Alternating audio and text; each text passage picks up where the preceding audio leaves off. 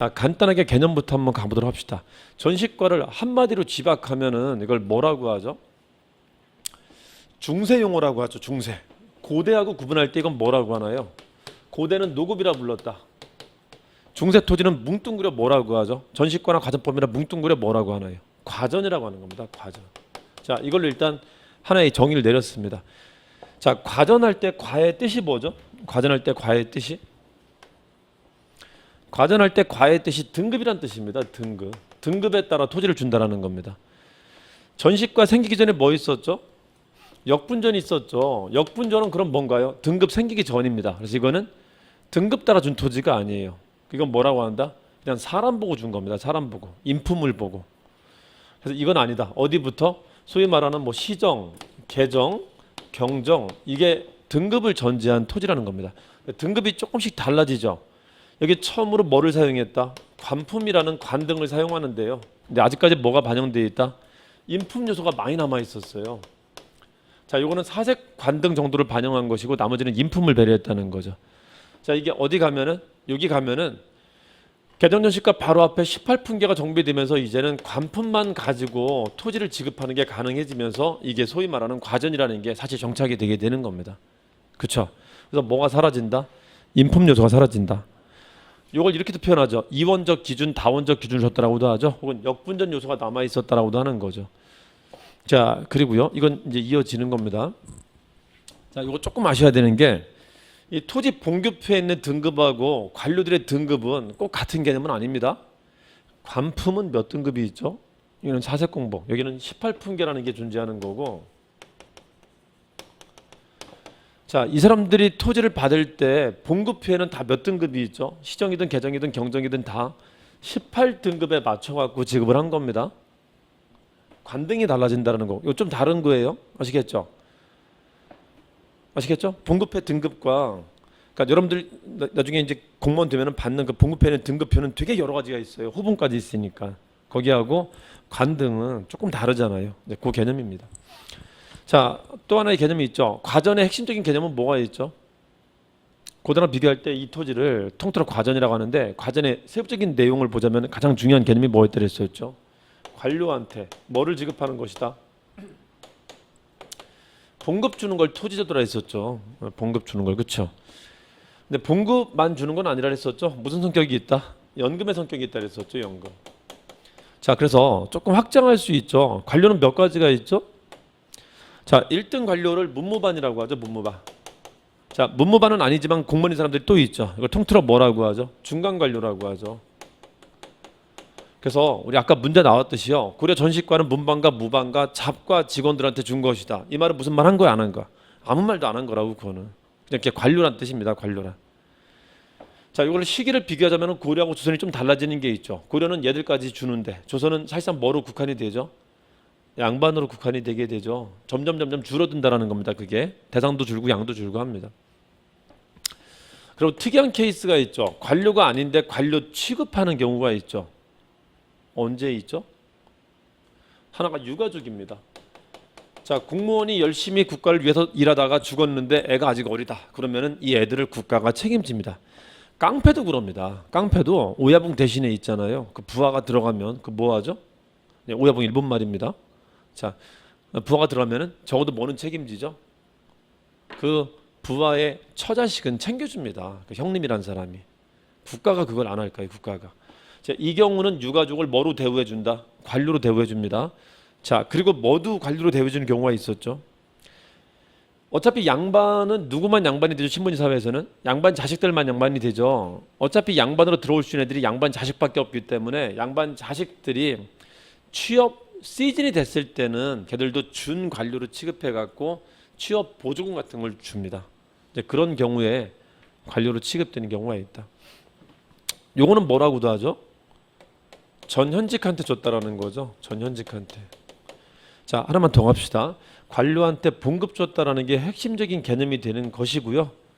하나 더 가면, 자, 이렇게 준 토지가 뭐라고요? 소유권이다, 사용권이다. 사용권을 준 거라 그랬었죠. 사용권. 일시적인 사용권입니다. 이 사용권을 뭐라고 하죠? 전문 용어로? 수조권이라고 하는 겁니다. 수조권. 자, 이 수조권의 반대말은 뭐라고요? 이거는 뭐를 포함하지 않는다?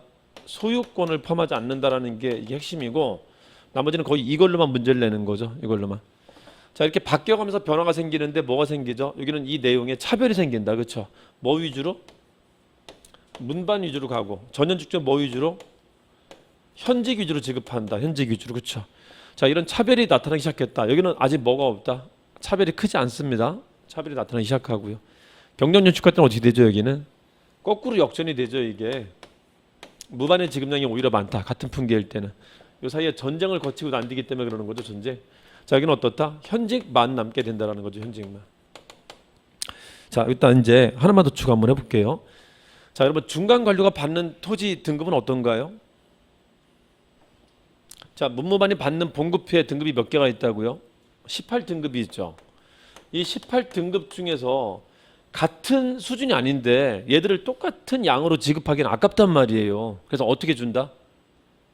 18등급 중에 제일 낮은 등급을 줍니다. 16, 17, 18 정도 맨 아래 등급을 주고요. 자, 이것조차도 아깝다 그럴 때는 18등급으로 주지 않아요. 야, 쟤한테 이렇게 많이 줄 필요 있어? 그럴 때 만든 게 뭐다? 이 18등급 외의 등급을 만든 것. 이걸 뭐라고 한다? 얘들 때문에 만들어진 게 한해가라는 겁니다. 한해가. 그러니까 얘들한테는 18등급의 제일 아래 등급과 한해가까지 지급을 하는 겁니다. 양반들은 이 18등급 내에서 지급을 하는 거고요. 아시겠죠? 자, 이 한해가가 언제 소멸된다? 경정연식과 때 소멸이 되죠. 한해가가. 이 한해가가 소멸됐다는 것은 중간 관료가 안 받는다는 겁니까? 받기는 받는다는 겁니까? 받기는 받는 거죠. 어디로 포함되는 거죠? 이제 둘 다 18등급 내에서만 지급한다는 겁니다. 이거는 아시겠죠?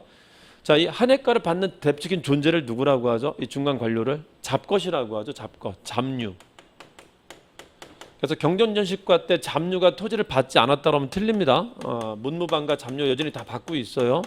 아시겠죠? 군인 향리도 받고 있고요. 자, 저걸 전제하고 한번 보도록 합시다. 자, 옆에 이제 기억도 한번 보도록 할게요. 기억. 자, 여러분 저 좀 보세요. 자, 여러분 제가 정치제도 그림을 그릴 때 이 그림을 많이 그리죠. 공무원들은 도성에 근무하죠. 이걸 도성이라고 하죠. 수도를. 자, 도성 안에 뭐가 존재하죠? 궁궐이 존재하죠. 궁궐이. 궁성이 존재합니다.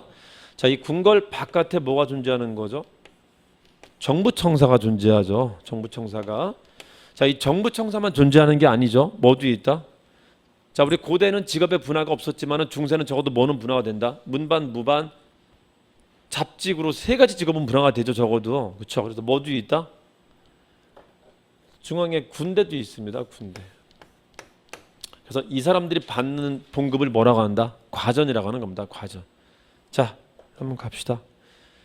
자, 여기 있는 사람이 받는 것을 과전이라고 하는 거고요. 여기 있는 관청의 경비를 쓰는 게 있어요. 자, 이 중에 궁궐 경비를 쓰는 게 뭐가 있다?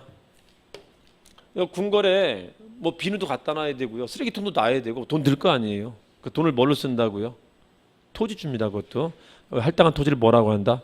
자, 여기서 쓰는 토지를 내장이라고 하고 여기를 내장이라고 하고 이 바깥의 관청들을 다 외장이라고 하는 겁니다. 외장, 내장, 외장, 내장전이라고 하는 거고.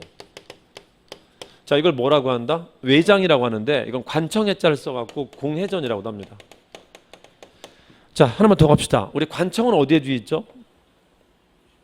지방에도 있죠. 지방은 도하고 군현이 있다 그랬었죠? 자, 군현에 가면은 지방 관하가 있죠. 자, 이렇게 중앙관청이나 지방관청이 지급하는 토지를 뭐라고 한다? 공회전이라고 하고요. 지방에서 일하는 사람이 또 있죠. 정식 국가 공무원은 아니지만 준 공무원으로서 일하는 사람이 있죠. 그걸 누구라고 하죠? 이 사람. 지방에서 일하는 사람. 향리라고 하죠. 이 향리한테 지급하는 토지를 뭐라고 하죠? 향리전이라고 하는데 향리전. 이 향리전이 바깥에서 일하는 사람이 받는 토지다. 그래서 이걸 뭐라고 한다? 외역전이라고 하는 겁니다. 외역전. 자, 이 군인들이 받는 토지. 여기 군인들이 받는 토지를 뭐라고 하죠? 일단 과전이죠. 이거는 군인이라고 안 하고 그냥 양반이라고 하죠. 양반. 무반이 받는 것은 이 무반이 아닌 자도 있죠. 누구 있죠? 부사관 있죠. 부사관. 그 사람이 이제 2등 관료입니다. 2등 관료, 중간 관료. 그걸 군반시족이라고 하는데 그 사람이 받는 토지는 뭐라고 한다? 군인전이라고 해갖고 이런 토지도 있다. 과전은 여기 사람들이 받는 건 뭐라고 하고요? 여기 무반이나 문반이 받는 건 뭐라 한다? 과전이라고 하는 거고 과전. 아시겠죠?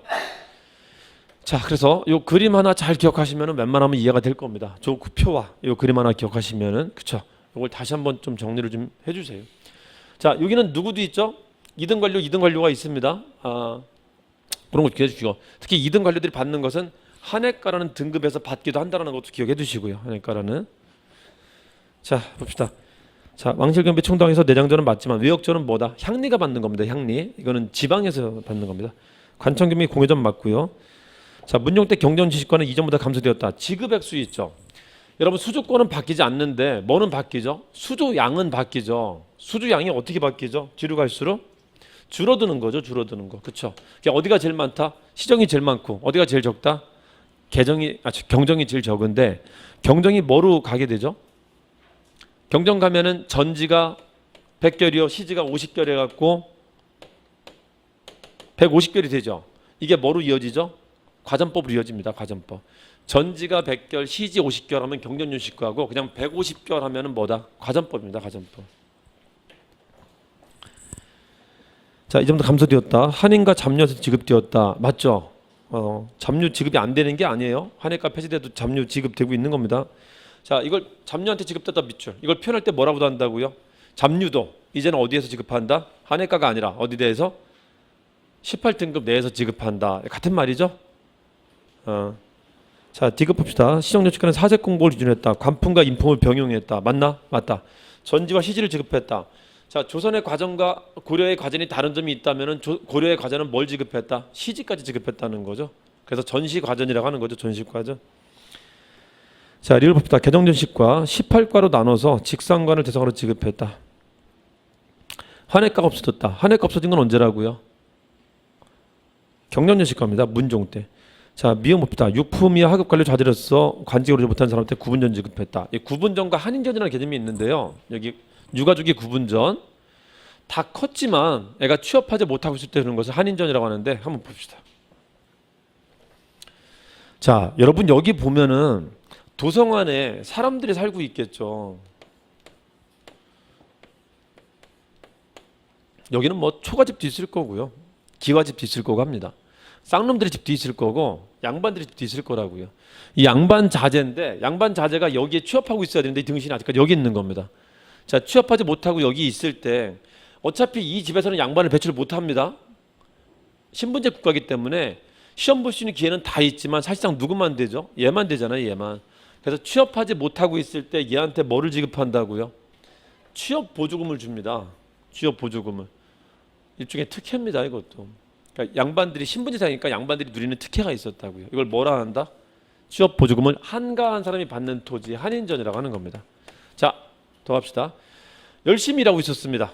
열심히 일하고 있었어요. 자, 일하다가 싸우다 죽었어. 근데 너무 어렸어요. 30대 초반에 경감이 됐었던 유능한 경찰관이 범인 잡다가 죽었습니다. 처자식이 남았습니다. 국가가 어떻게 해야 될까요? 지금은 여러 가지 혜택을 주죠. 그때는 그냥 뭐 한다? 준관료로 취급을 해주는 겁니다. 그래서 남편이 받았었던 토지를 여전히 쓰게 해줍니다. 과전이 세습되는 유일한 케이스입니다. 이걸 뭐라 불렀죠? 유가족이 됐을 때 받는 것을 입에 풀칠해라 구분전이라 부른 겁니다. 구분전. 자, 마지막 갈게요. 자, 여기 썼던 관료 중에 품계가 높이 올라가면은 그 사람들은 특별 상여금을 줍니다. 그냥 일과 무관하게. 이건 진짜 완전 특혜입니다. 이걸 뭐라 부른다? 공음전이랍니다. 공음전. 자, 높은 품계가 됐을 때 이 사람들이 받는 토지가 있다. 이걸 뭐라 부른다?